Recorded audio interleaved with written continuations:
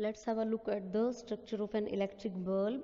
As some students, they are facing some problems in the understanding this topic of electric bulb. So I'm explaining it once again because it's also a part of your question answers. Long answer question number 1, they have asked the structure of an electric bulb. So you need to understand it properly. So dear students, you can see the structure, internal structure as well as the external structure of the bulb here. An electric bulb, it has an outer case that is made up of glass that is fixed on a metallic base. You can see glass bulb, it is the outer case that is made up of glass and it is fixed on the metallic casing, metal casing, that is the metallic base. It consists of a tiny thin wire that we call the filament. You can see the filament in both the structures. So it consists of a tiny thin wire that is called a filament, and the filament is made up of tungsten. It is fixed to two thick wires. You can see thick wires. Thick wire, you can see very clearly 2 times thick wire is written. So these are the 2 different thick wires to which it is connected.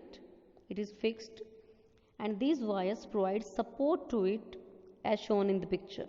They provide the support to the filament.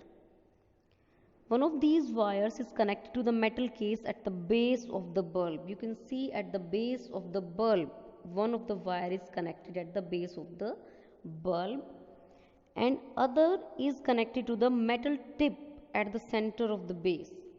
Other is connected at the metal tip. So you can see the negative, one thick wire is forming the negative terminal and other thick wire joins in the base of the metal tip that makes the positive terminal of the electric bulb. They are forming the 2 terminals of the bulb, the metal tip at the center of the base and the metal casing at the lower end. They act as the terminals of the bulb. You can understand it very clearly. And then what happens, these 2 terminals are fixed in such a way that they do not touch each other. These 2 terminals, they are fixed in such a way that they do not touch each other. You can see they are not able to touch each other. And when we switch the equipment on, when an electric current is passed, when we switch it on, then electric current will be passed because circuit will be complete. Then what happens? When electric current is passed through the filament of the bulb, the filament becomes hot and it starts emitting light. And this is the structure of an electric bulb, and this is how an electric bulb it works.